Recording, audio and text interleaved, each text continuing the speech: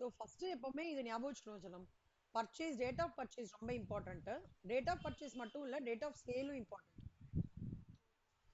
Okay sir, super. Calendar இயரா அந்த some financial இயரா பார்த்துக்கோங்க. ரேட் ஆஃப் டெப்ரிசியேஷன் கொடுத்துருக்காங்களா இல்லையான்னு பார்த்துக்கோங்க. டெப்ரிசியேஷன் ஜர்னல் என்ட்ரிஸ்லையும் ப்ரொவிஷன் ஃபார் டெப்ரிசியேஷன் ஜர்னல் என்ட்ரிஸ்லையும் நம்ம ஸ்ட்ராங்கா இருக்கணும். 3 அசட்ஸ் கால்குலேஷன்லாம் வரும், ரொம்ப கேர்ஃபுல்லா இருக்கணும். அதே மாதிரி எந்த இயர்லேருந்து எந்த மந்த்லேருந்து டெப்ரிசியேஷன் கால்குலேட் பண்ணோம், எந்த இயர் வரைக்கும் அதாவது டெப்ரிசியேஷன் வந்து நான் பர்ச்சேஸ் ஆஃப் அசட் பண்ணிட்டேன்னாலே அந்த மொமெண்ட்லேருந்து டெப்ரிசியேஷன் ஸ்டார்ட் ஆகுது. எப்போ நான் சேல் ஆஃப் அசட் பண்றேனே அந்த டேயோட டெப்ரிசியேஷன் கால்குலேஷன் ஸ்டாப் ஆகுது. அது ஞாபகம் வச்சுக்கணும். அப்புறம் date of purchase, date of sale, type of depreciation என்ன கேட்டிருக்காங்க. ஸ்ட்ரெயிட் லைன் சில பேர் எல்லாமே படிச்சிருவாங்க. டைப் ஆஃப் டெப்ரிசியேஷன் பை டிஃபால்ட்டா எல்லாருக்கும் ஸ்ட்ரெயிட் லைன் மெத்தட் தோணும். So type of depreciation method என்ன கேட்டிருக்காங்க அது நல்லா நம்ம அண்டர்ஸ்டாண்ட் பண்ணிக்கணும் சொல்லலாம்.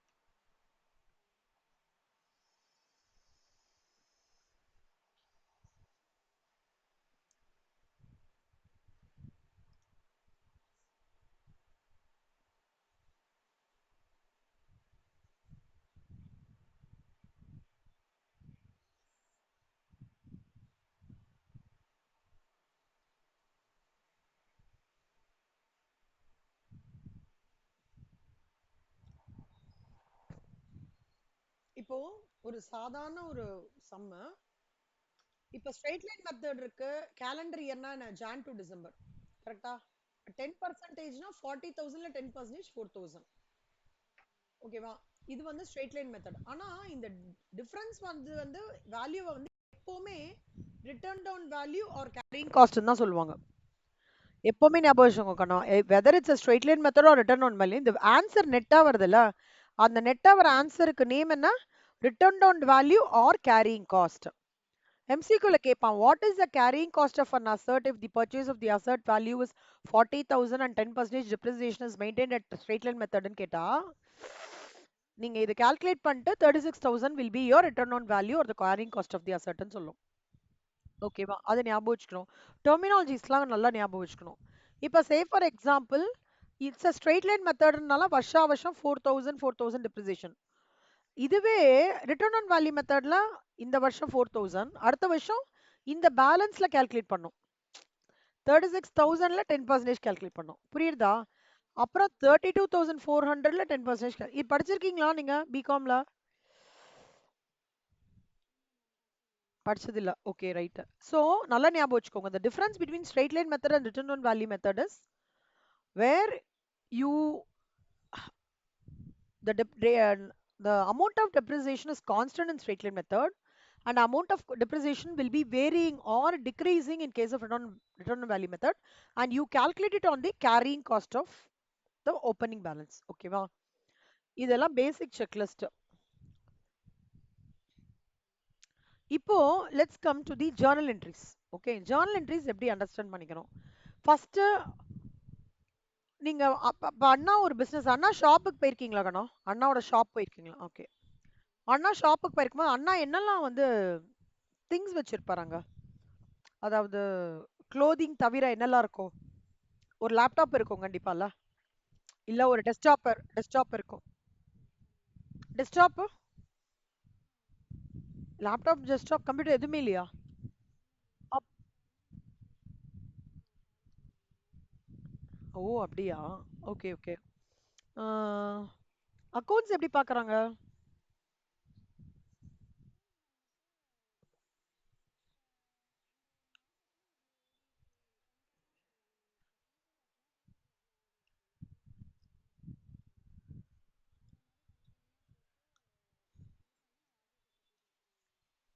ஓ அந்த மாதிரி. Okay, fine fine. இப்போ let's take an example. If you are running a business and it's where you have a லேப்டாப்னு வச்சுக்கோங்களேன். Laptop is asset for you. Okay. So அந்த அசர்ட்டை ஃபர்ஸ்ட் வாங்கும் போது ஜர்னல் என்ட்ரி என்னன்னா, asset account debit cash account. அசர்ட்டை வாங்குறீங்க.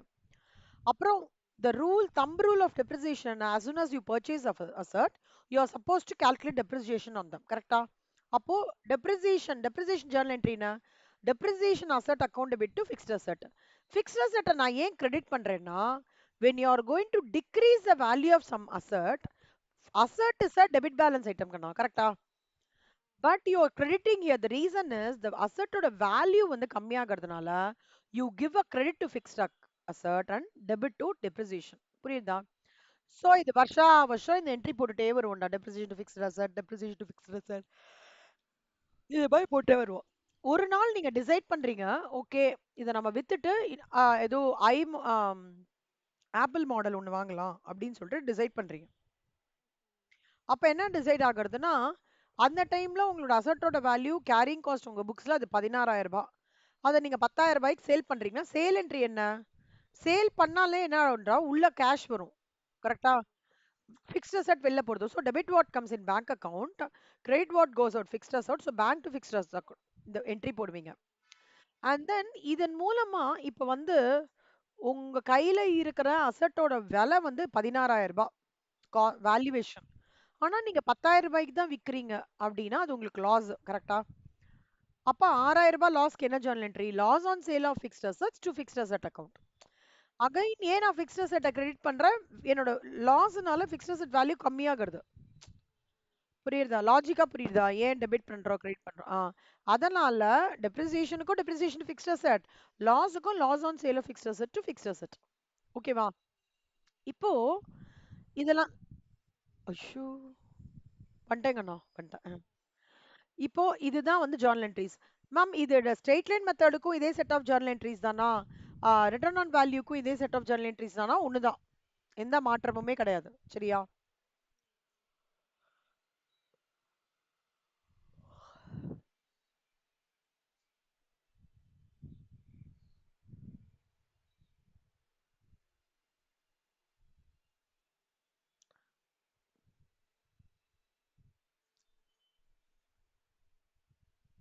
அம்மா இருக்காங்களா?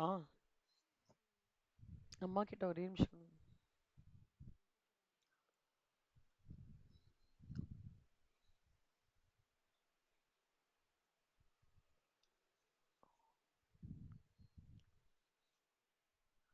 சிவானிம்மா எப்படி இருக்கீங்க?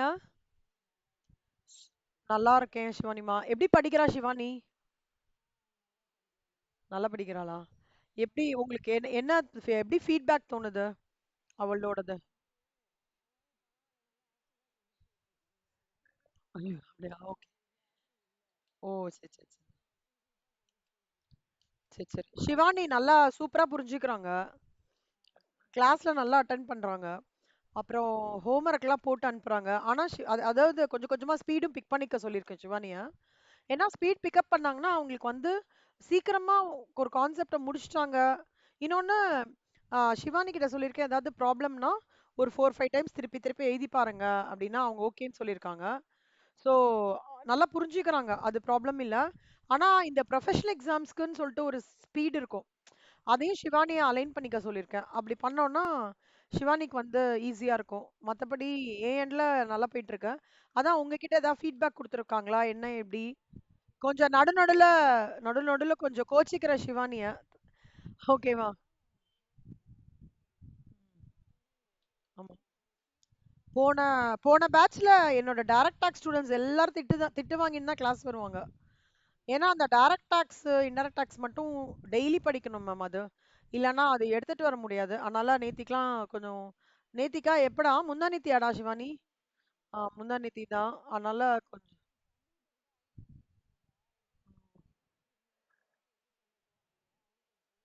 ம், ம்.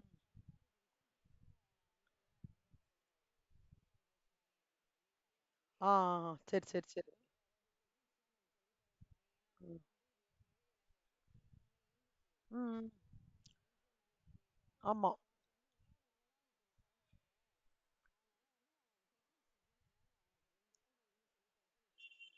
ஆ. Super, super. அதே மாரி அ ஆ இது ஷிவானி கிட்ட இதுவும் சொல்லியிருக்கேன். அது பேர் என்ன? எவ்ளோ பிராக்டிஸ் எவ்ளோக்கெவ்ளோ அவங்களே இப்ப நான் ஒரு வாட்டி போடுன்னு சொன்னாலும், அவங்க எண்ட்லேருந்து ஒரு 2 வாட்டி அவங்க எண்ட்லேருந்து அவுட் ஆஃப் இன்ட்ரெஸ்ட் பண்ணாங்கன்னா, அவங்களுக்கு வந்து இன்னும் கொஞ்சம் நல்லா கிரிப் கிடைக்கும்.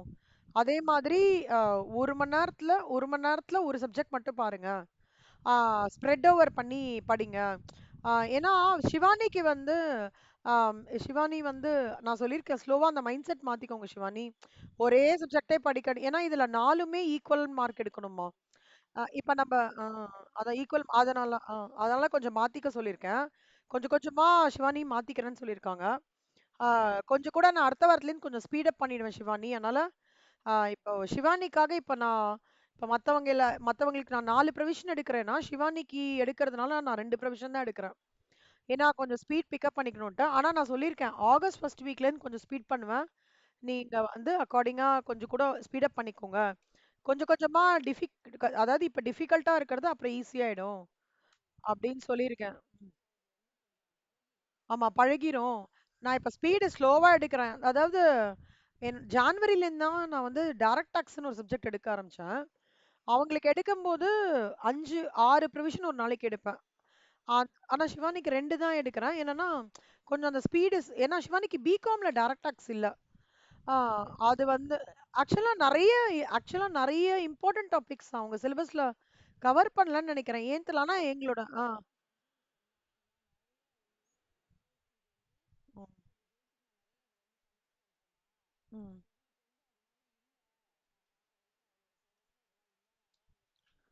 டஃப்பா ஃபீல் பண்ணாங்க. அதான் அவங்க கேட்கும்போதெல்லாம் நெறைய அதாவது சிடபிள்யூ இன்டரோட கவர் பண்ண சிலபஸ் மேஜர் டச் ஆல.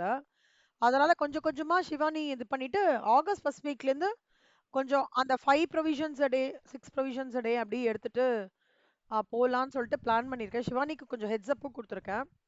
ஆ இன்னைக்கு வந்து ஷிவானி வந்து ஒரு டாபிக் அவங்களே எக்ஸ்பிளைன் பண்றாங்க எனக்கு. ஏற்கனவே கவர் பண்ண சொன்னாங்களா? ஆ அதான். ஆ அதான். இப்ப அவங்க அது ஏன் நான் பண்றேன்னா, ஷிவானி வந்து ஆ ஓட கம்யூனிகேஷனும் அப்படியே இம்ப்ரூவ் பண்ணலாம்னு சொல்லிட்டு, நல்லா தான் பண்றாங்க. பட் தென் நான் நான் இன்டர் படிக்கும்போது ஃபேஸ் பண்ண சேலஞ்ச்னால நான் இப்போ ஸ்டூடண்ட்ஸ்லாம் ஒரு டாபிக் குடுத்து எக்ஸ்பிளைன் பண்ண சொல்றது. அப்புறம் வந்து அதுலேருந்து வந்து அவங்களோட தாட் ப்ராசஸ் என்னன்னு அண்டர்ஸ்டாண்ட் பண்ணிக்கிறது.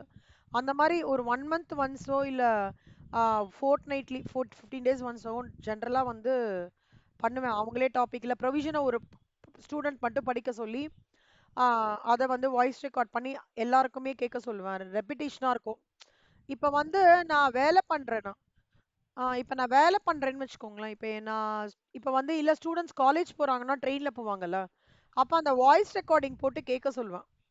ட்ரெயின்ல போம்போது. அப்போ என்ன ஆகும்னா, அவங்களுக்கு ப்ரொவிஷன்ஸும் படிச்சா மாதிரி இருக்கும். ஆ டைம் வேஸ்ட் ஆகாத மாரி இருக்கும். இன்னொன்னு என்னோட கிளாஸ்க்கும் வந்து அது கரெக்ட்டா இருக்கும். அப்படின்னு சொல்லிட்டு மொத்தமா புக்லேருந்தே ஓப்பன் பண்ணி படிக்காம, இந்த மாரி கேட்கும்போது சில பேருக்கு நல்லா கேப்சர் பண்ணிப்பாங்க. ம். ஆ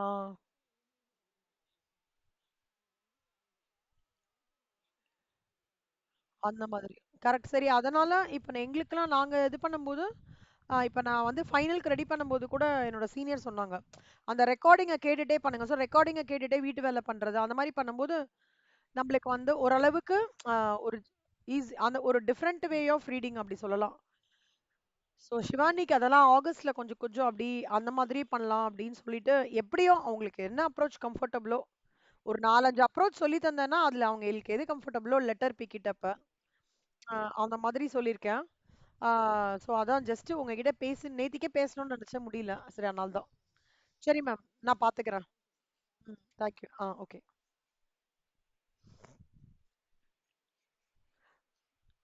ஆ.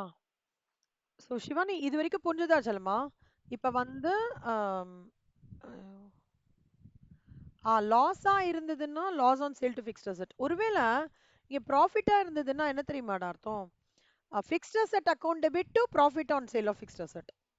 மத்தபடி எதுவுமே மாறாதுடா. பர்ச்சேஸ் ஆஃப் அசெட்டுக்கு asset to cash. Depreciation to depreciation fixed asset. அப்புறம் வந்து நீ சேல் பண்றேன்னா bank to fixed asset. Profit இருந்தா profit on fixed asset account debit to profit on sale. அந்த மாரி வரும் செல்லம். இங்க இங்க நெறைய பெர்மிட்டேஷன் காம்பினேஷன்ஸ்லாம் குடுத்துருக்கேன். பாருங்க. இல்லன்னா ஸ்ட்ரெய்ட்டா நீங்க சம் போடணும்னா கூட போலாம். இப்ப இல்லஸ்ட்ரேஷன் 8 நான் அன்னைக்கு சொல்லிக் குடுத்துட்டேனா? நான் இன்னும் சொல்லிக் குடுத்தேன். 10லேருந்து போடலாமா? குட். இப்போ இல்லஸ்ட்ரேஷன் 10 பாருங்க செல்லம். 11/20/19ல என்ன பண்றாங்கன்னா, ஒரு மிஷினரிய பர்ச்சேஸ் பண்றாங்க. அதுக்கு 50,000 இன்ஸ்டலேஷனுக்கு பே பண்றாங்க செல்லம். எவ்வளோ? 50,000 ரூபாய் இன்ஸ்டலேஷனுக்கு பே பண்றாங்க. சரியா? இது ரெண்டும் நடக்கிறது. Rate of depreciation reducing balance மெத்தடா இருந்தாலும், ரிட்டர்ன் டவுன் வேல்யூ மெத்தடா இருந்தாலும், ஓகேவா, டிமினிஷிங் பேலன்ஸ் மெத்தடா இருந்தாலும் மூணுமே ஒண்ணுதான் கண்ணா. Reducing balance method is also called as return on value method. Return on value is also called as diminishing balance method. Diminishing. இதோ இங்க பாருடா.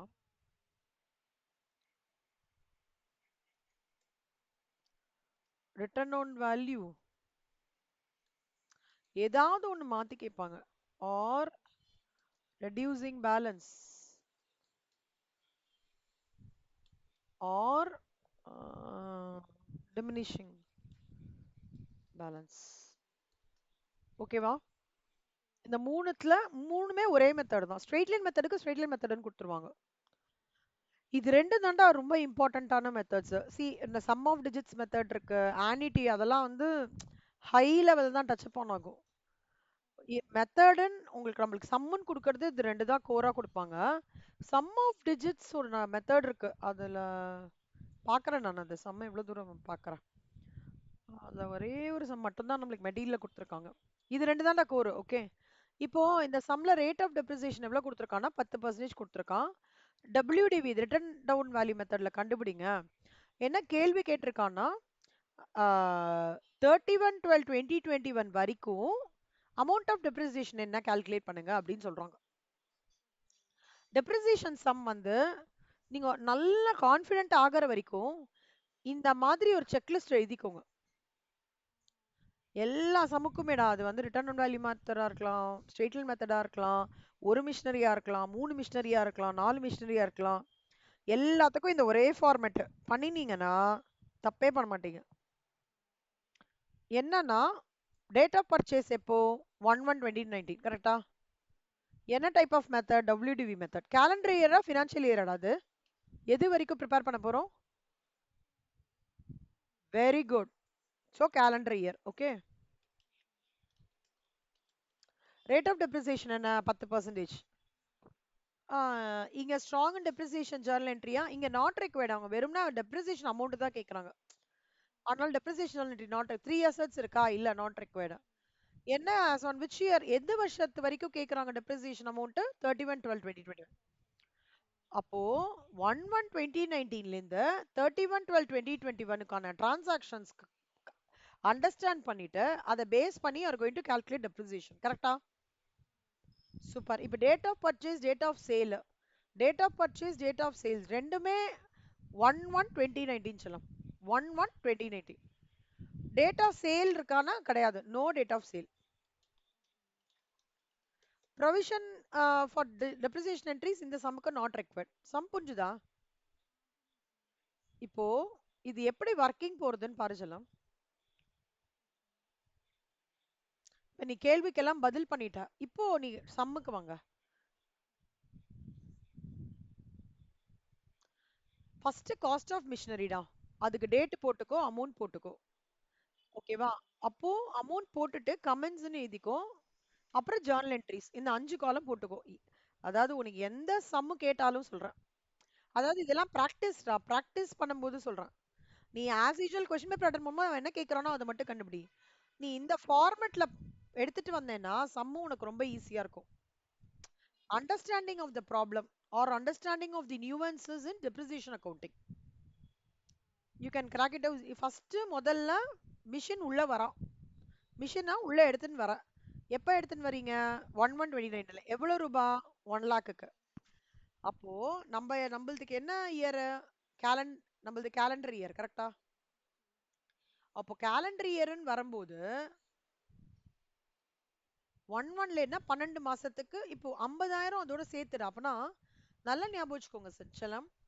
Accounting standards, what it states is the cost of machinery plus expenses whatever you are incurring. Okay, நல்லா புரிஞ்சுக்கோங்க. The cost of machinery plus expenses whatever incurring during the purchase of the machine will be forming part of the total cost of the machine.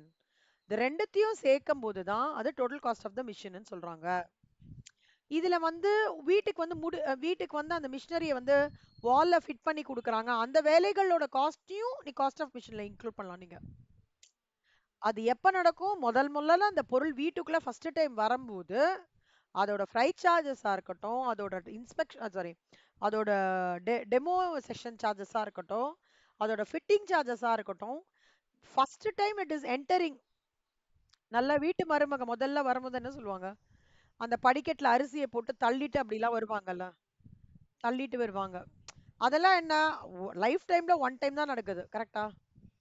ஃப்ரீக்வென்ட்டாலாம் நடக்கிறது இல்ல. அந்த மாதிரி the cost of machinery when it is coming into the factory premises or your business or your எந்த space you are meant for business, அது ரிலேட்டடா இருக்கிற expenses incurred, அது ரிலேட்டடா ஃபிட்டிங் சார்ஜஸ், அது ரிலேட்டட் டெமோ என்ன சார்ஜஸா இருந்தாலும் அது காஸ்ட் ஆஃப் மிஷினரியில வந்துரும் டோட்டல். ஸோ அதுதான் ஃபிக்ஸ்ட் அசெட் டு பேங்க் அக்கௌண்ட்னு வருது. இப்போ டெப்ரிசியேஷன் பார்த்தீங்கன்னா 1,50,000 into 10%. So 15,000 which is depreciation account debit to fixed asset account. Okay செல்லம். ஸோ ஃபர்ஸ்ட் இயர் இப்போ பார்த்துக்கோங்க செல்லம், 1/1ல பண்றாங்களா? அப்போ நீங்க டெப்ரிசியேஷன் 1 இயருக்கு கால்குலேட் பண்றீங்களா? அப்போ 31/12/2019 1,35,000 தான் என்ன ரிட்டர்ன் டவுன் வேல்யூன்னு சொல்லலாம், கேரியிங் காஸ்ட்னு சொல்லலாம். ரிட்டர்ன் ஆன் வேல்யூன்னு சொல்லலாம், என்ன சொல்லலாம்? கேரியிங் காஸ்ட் அப்படின்னு சொல்லலாம். சரியா? இப்ப நீங்க பாருங்க செல்லம், அடுத்த வருஷம் நம்மளுக்கு என்ன எது வரைக்கும் பண்ண சொன்னோம்? 31/12 வரைக்கும். அப்போ 2019 பண்ணிட்டோம், 2020 பண்ணணும், 2021 பண்ணோம். இதே மாதிரி தான். இப்போ உங்களுக்கு வந்து ஸ்ட்ரெயிட் லைன் மெத்தட்னு கேட்டிருக்க, ரெடியூசிங் பேலன்ஸ் மெத்தட்னு கேட்டிருக்கிறதுனால என்ன சேஞ்ச்? நம்ம இதுல 1,35,000 ஓகேவாடா? இங்க தான் சேஞ்ச். அதே மாதிரி இங்க பேலன்ஸ் வருதா? இதுக்கு பேர் என்ன? Return on value as on 31/12. Dates ரொம்ப இம்பார்ட்டன்ட் சிவானி. டெப்ரிசியேஷன் சாப்டர்ல dates are very very important. Dates மட்டும் கரெக்டா பிக் பண்ணிட்டோம்னு வச்சுக்கோங்களேன், depreciation chapter cake walk. Date எங்கேயாவது விட்டுட்டோம்னா அது நம்மள விட்டுரும். டேட்டோடயே வரும், டேட்டோடயே போகும். அந்த மாதிரி ஒரு சாப்டர் இது. ஓகே, இது ஒரு சாப்டர் டேட்டோட. இன்னொரு சாப்டர் வந்து நம்ம சிலபஸ்ல இன்சூரன்ஸ்னு சொல்லிட்டு ஒரு சில சாப்டர் இருக்கு. நீங்க பார்த்திருப்பீங்க. Insurance for claim of stock, insurance for loss, sorry, loss of stock, insurance for loss of profit. அங்கேயும் டேட்ஸ் ரொம்ப இம்பார்ட்டன்ட். ஓகேவா? அப்போ இவங்க இவன் இவன் வந்து எங்க 1,21,500, இவரு வந்து 31/12/2020 ரிட்டர்ன் ஆன் வேல்யூ. திருப்பியும் அடுத்த வருஷத்துக்கு பண்ணும்போது இதுல இருந்து 10%. அப்ப என்ன ஆகணும்? 12,000. அப்போ 31/2021ல 1,09,350. இதுதான் வந்து அவங்க சொல்ற அமௌண்ட். புரியுதா? சோ இதுக்கு ஜர்னலிட்டிஸ் கேட்கல, பட் தென் நான் உங்களுக்கு ஒரு அசிஸ்ட் பண்றேன். இது வந்து ஃபிக்ஸ்ட் அசெட் டு பேங்க் செல்லம் உள்ள வரான். மிஷின் உள்ள வரான். வந்த உடனே என்ன தம் rule? the moment the machine enters your factory premises, it is supposed to the depreciation concept arises from the day it enters your factory premises. அதான தம் ரூல். அதுல இருந்து அந்த வருஷம் எண்ட், பீட் your calendar இயரா இருக்கலாம், ஃபினான்ஷியல் இயரா இருக்கலாம். ஒருவேளை நீங்க 2019லயே செப்டம்பர்லயே வித்துட்டேன்னு வச்சுக்கோங்க செல்லம், அப்ப என்ன பண்ணா Jan Feb March April May June July August September 9 மாசம் மட்டும் தான் டெப்ரிசியேஷன் கால்குலேட் பண்ணும். ஏன்னா only depreciation is calculated from the date of purchase till date of sale, அவ்வளவுதான். ஓகேவா? அப்போ 15,000 1,35,000. அப்புறம் 31/12/2019, 31/12/2019 என்ன? Depreciation account debit to fixed asset. இந்த இது டெப்ரிசியேஷன் அக்கௌண்ட் டெபிட், இதுக்கும் depreciation account debit fixed asset. ஆனா இயர் மட்டும் மாத்தி போடணும். 31/12/2019ல இது வரும், 31/12/20 இது வரும். கடைசியா வந்து ரிட்டர்ன் ஆன் வேல்யூக்கு வந்து எந்த ஜர்னல் என்ட்ரி கிடையாது. ஒருவேளை இந்த பாயிண்ட்டுக்கு அப்புறம் வித்தா அதுக்கு bank to sale profit or sale of fixed asset. But இந்த சம்ல அதெல்லாம் கிடையாது. இந்த சம்ல ஜர்னல் என்ட்ரிஸ் கேட்கலடா. நான் அடிஷ்னலா உங்களுக்கு இந்த டேப்லெட் காலம் எக்ஸ்பிளைன் பண்ணும்போது சொல்லணும் அப்படின்ட்டு சொல்றேன். இதுக்கு நான் அந்த டெப்ரிசியேஷன் ஃபைல் அனுப்பல. அனுப்பிச்சு விட்டேன் என்ன சொல்லும். ஓகே, ஞாபகம் இல்லை. நெக்ஸ்ட் பாரு சொல்லுமா, இல்லஸ்ட்ரேஷன் 11. இவங்க வந்து ரெசிடுவல் வேல்யூவும் கிடையாது, ரிட்டர்ன் ஆன் வேல்யூவும் கிடையாது. குட்டி sum, MCQ sum, type 1 problem. ஒரே ஒரு வாட்டி ஓல்ட் சிலபஸ்ல வந்திருக்கிறோம், ஒரே ஒரு வாட்டி, ஒன் டைம். அவங்க என்ன சொல்றாங்கன்னா 60,000 60 லட்சம் ரூபாய்க்கு மிஷினரி வாங்குறாங்க கண்ணா. 10 இயர் வந்து எஸ்டிமேட்டட் லைஃப் வந்து 10 இயர்ஸ். ரெசிடுவல் வேல்யூ வந்து 4 lakhs. Expected production of the machine வந்து 2 lakhs during its useful life. Production pattern என்னன்னா 1 to 2 20,000 per year, 3 to 6 15,000 per year, 7 to 10 25,000 per year. Okay. Calculate the amount of depreciation for each year applying sum of the units method. இப்போ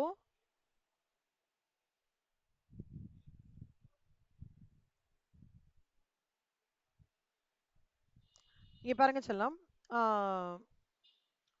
இப்போ ஒரு வருஷத்துக்கு first 2 வருஷம் ஒரு வருஷத்துக்கு 20,000 unit வந்து அந்த மிஷினரி வந்து ப்ரொடியூஸ் பண்றது.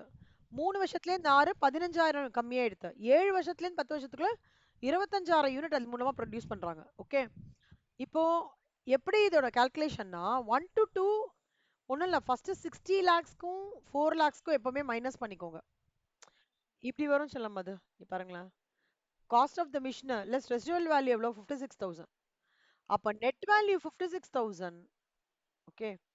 அப்போ ப்ரொடக்ஷன் எவ்வளவு சொல்றோம் 2 லட்சம். அதாவது ப்ரொடக்ஷன் வந்து 2 லட்சம் டோட்டலா. அப்போ டெப்ரிசியேஷன் வந்து 56 லட்சம். அப்போ ப்ரொடக்ஷன் 20,000னா டெப்ரிசியேஷன் எவ்வளோ அப்படி கண்டுபிடிக்கணும். 20 this into this divided this. சொல்லுடா. இங்க பாரு சொல்லுமா, 2 lakh யூனிட்ஸ் அவங்களோட எக்ஸ்பெக்டட் ப்ரொடக்ஷன்ல. இந்த 2 lakh எக்ஸ்பெக்டட் ப்ரொடக்ஷனுக்கு அவன் சொல்ற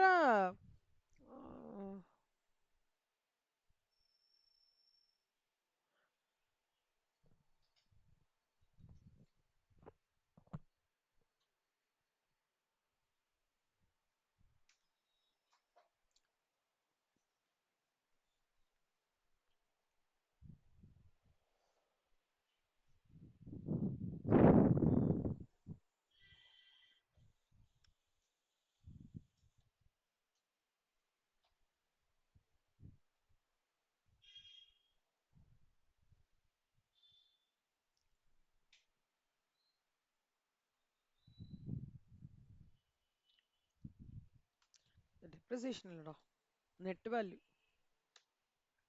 2 லட்சம் யூனிட்ஸ்க்கு நெட் வேல்யூ வந்து வேல்யூ ஃபார் கால்குலேட்டிங் டெப்ரிசியேஷன் 56 lakhsனா, இப்போ 20,000 யூனிட்ஸ்க்கு நெட் வேல்யூ எவ்வளோனா 20,000 into 56 lakhs divided by 2 lakhs.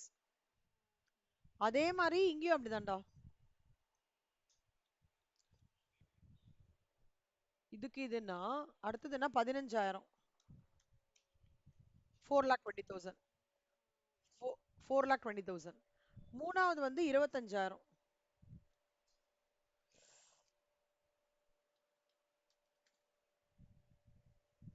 7 லட்சம்.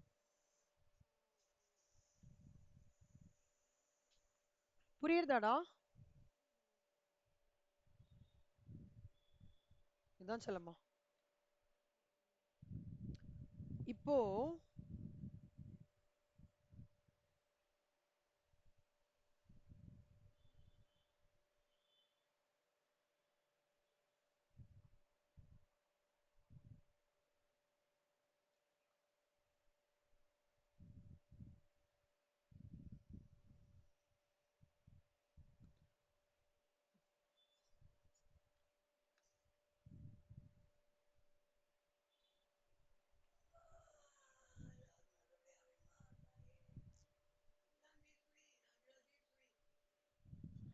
சிவானி, நான் illustration 14 எடுத்துட்டு illustration 12 வரேன். ஏன்னா illustration 12ல 3 மிஷினரி இருக்கு, 14ல ஒரு மிஷினரி தான் இருக்கு. ஓகே.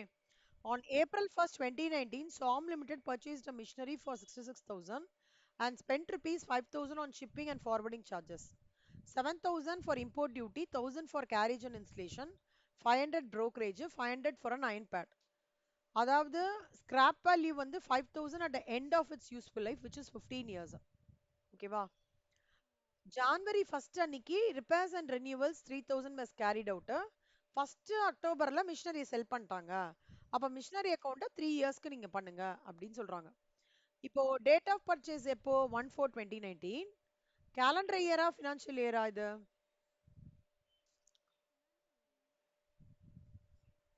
Financial year.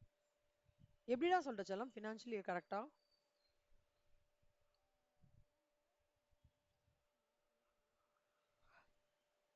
ஃபர்ஸ்ட் ஏப்ரல்னால அசம்ஷன் தான்டா எடுத்துக்கிறாங்க இந்த சம்ல. Okay, it's an assumption financial year. அப்புறம் டெப்ரிசியேஷன் எவ்வளவு சொல்றான்னா, டெப்ரிசியேஷன் வந்து டெப்ரிசியேஷனோட ஃபார்முலா என்னன்னா, மொத்தமா பர்ச்சேஸ் பண்ணியிருக்கிறது ஒரு 66,000. ஓகேவா? அப்புறம் அதோட சேர்த்து எக்ஸ்பென்சஸ் என்னலாம், கொஞ்சம் 5,000 ஷிப்பிங், 7,000 இம்போர்ட் டியூட்டி, 1000 கேரேஜ், அப்புறம் 500 brokerage, 500 அயன் பேட் எல்லாம் சேர்த்து 80,000 ஆகுது. ஓகேவாடா? இது இல்ல அப்போ scrap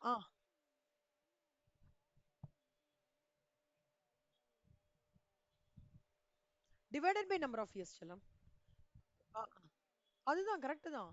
cost of the machine வந்து 66,000, அதோட other expenses minus residual value தான் ஸ்கிராப் வேல்யூ 5,000, 75,000 டிவைடட் பை 15 அப்படின்றது தான் வந்து 5 நம்பர் ஆஃப் இதான் டெப்ரிசியேஷன். ஓகே, இதான் ஃபர்ஸ்ட் ஸ்டெப் கண்ணா. ஓகேவா? இது புரிஞ்சுதா? இப்போ டெப்ரிசியேஷன் 5,000. இப்போ நம்ம வந்து ஒரு ஒர்க்கிங் போடலாமா? இப்போ இந்த மாதிரி ஒரு ஒர்க்கிங் போடலாம்.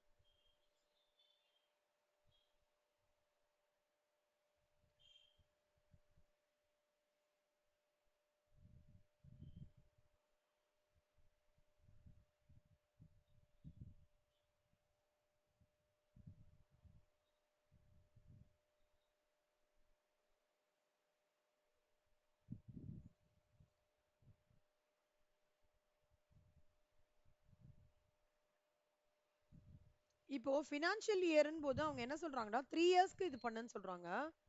அப்ப 3 இயர்ஸ்க்கு நம்ம ஃபினான்ஷியல் இயர்னா எப்போல இருந்து பண்ணுவோம் நம்ம? இப்போ let's take it as an example. 1/4/2019 to 31/3/2020, 1/4/2020 to 31/3/2021, 1/4/2021 to 31/3/2022 இப்படி தான் பண்ணுவோம் இல்லையா? இப்போ இந்த சீக்வன்ஸை தான் நம்ம இங்க அப்படியே எடுத்துட்டு வரோம் செல்லம்.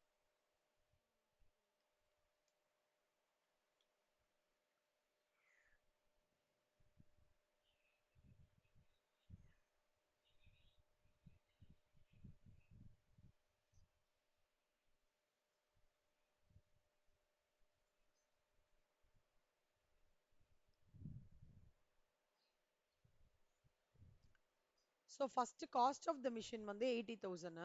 சரியா? டெப்ரிசியேஷன் எவ்வளோ கால்குலேட் பண்ணியிருக்கோம்? 5,000.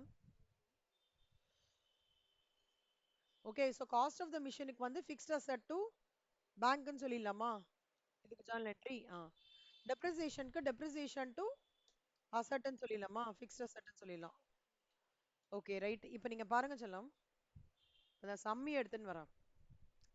1/4 இருக்குது. இது என்ன என்ன டைப் ஆஃப் மெத்தட் இது? ரிட்டர்ன் ஆன் வேல்யூவா இல்ல ஏதா கொடுத்துருக்காங்களா?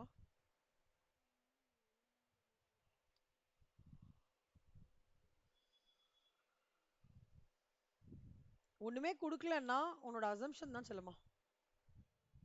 ஸ்ட்ரெயிட் லைன் மெத்தடாவும் போடலாம், நீனு ரிட்டர்ன் ஆன் வேல்யூ மெத்தடாவும் போடலாம். இப்போ நான் இந்த சம்மா வந்து ரிட்டர்ன் ஆன் வேல்யூ மெத்தட்ல போட்டிருக்கேன். நீ ஸ்ட்ரெயிட் லைன் மெத்தட்ல போட்டாலும் போட்டு சொல்லிடு. Assumption I have considered since the type of depreciation is not given, I have assumed it to work it out in what is a straight line method na straight line method. Return on value அந்த mark கொடுப்பாங்க, அதனால ஒன்றும் பிரச்சனை இல்லை. when things are when things are not clear in the no sum, you can always give a realistic assumption that is allowed by the institute and you will be given marks. சரியா? இப்போ பாரு சொல்லலாம், இப்போ நான் வந்து இது எப்படி எடுத்துட்டு இருக்கேன்? ஸ்ட்ரெயிட் லைன் மெத்தட் தான் எடுத்துட்டு இருக்கேனோ. ஒரு நிமிஷம், நான் ஸ்ட்ரெயிட் லைன் மெத்தட் தான்டா அசம்ஷன் எடுத்திருக்கேன். ரிட்டர்ன் ஆன் வேல்யூல சாரி, ரேட் ஆஃப் மெத்தட் வந்து அதுவும் அசம்ஷனு, ஸ்ட்ரெயிட் லைன் மெத்தட். பாரு சொல்லலாம் 80,000. ஸோ 80,000ல நம்மளுக்கு வந்து டெப்ரிசியேஷன் 5,000, ஸோ 75,000 31/3. அடுத்த வருஷத்துக்கும், ஏன்னா அடுத்த வருஷம் முடிஞ்சிருச்சா, இப்போ அடுத்த வருஷத்துக்கு 1/4/2022 இது.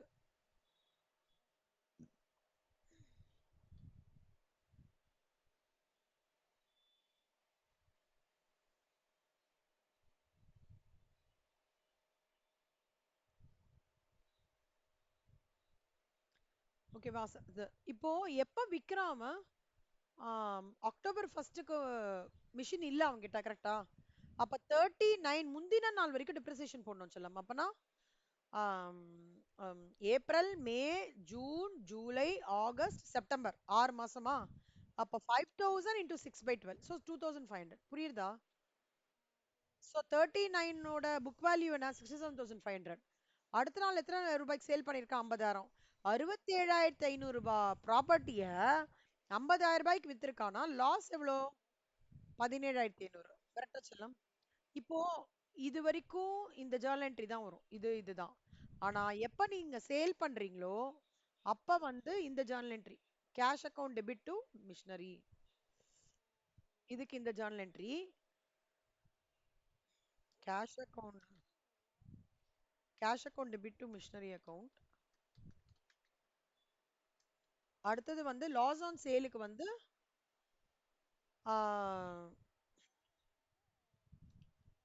வெரி குட், சூப்பரா சொல்றடா. அவ்வளவுதான் செல்மா, இவ்வளவுதான் சம்மம். புக்ல ஒரு மெத்தட் கொடுத்துருக்கான், நான் ஒரே ஃபார்மேட்டா ஃபாலோ பண்ணி உங்களுக்கு இது பண்ணிருக்கேன் பாருங்க. இந்த சம் மட்டும் பாருங்க செல்லம். ஏன்னா இந்த சம் நீங்க நல்லா ஃபார்ம் பண்ணிட்டீங்கன்னு வச்சுக்கோங்க. இந்த ஃபார்மேட் மாத்திக்காதீங்க. இது ஸ்ட்ரெயிட் லைன் மெத்தட். என்ன டைப் ஆஃப் மெத்தடோ அது போட்டுக்கோங்க. Date, amount, comments, journal entry பக்கத்துலயே போட்டுக்கோங்க. இது வந்து ஒரு குட்டி ஒர்க்கிங் மாதிரி பண்ணிக்கோங்க. சரியா? நீங்க வந்து எக்ஸாம்ல ஜர்னல் என்ட்ரிஸ் கொடுக்கும்போது fixed asset account debit to பேங்க்னு கொடுத்துட்டு narration being purchase of fixed asset அப்படி கொடுக்கணும்.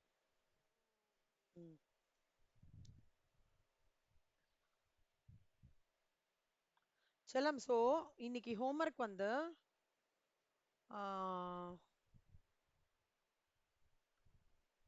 செக்லிஸ்ட் கோத்ரூ பண்ணிக்கோங்க செல்லம்மா. ரொம்ப கன்ஃபியூஸ் பண்ணிக்க வேணாம். இதுலேருந்து இது மட்டும் போதும். இதெல்லாம் சம் வரும்போது உங்களுக்கு சொல்லித்தரேன். ஹைட் பண்ணிட்டேன். இல்லஸ்ட்ரேஷன் 8 9 நீங்க போட்டிருப்பீங்க.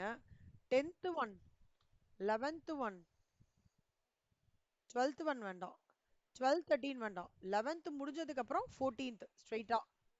14th வந்து இந்த ஃபார்மேட்ல செக்லிஸ்ட் போட்டுட்டு அப்புறம் இந்த ஃபார்மேட்ல எடுத்துன்னு வந்து போடுங்க. ஓகேவா? ஸோ அதுக்கப்புறம் I will teach you 12th sum 13th sum எல்லாமே.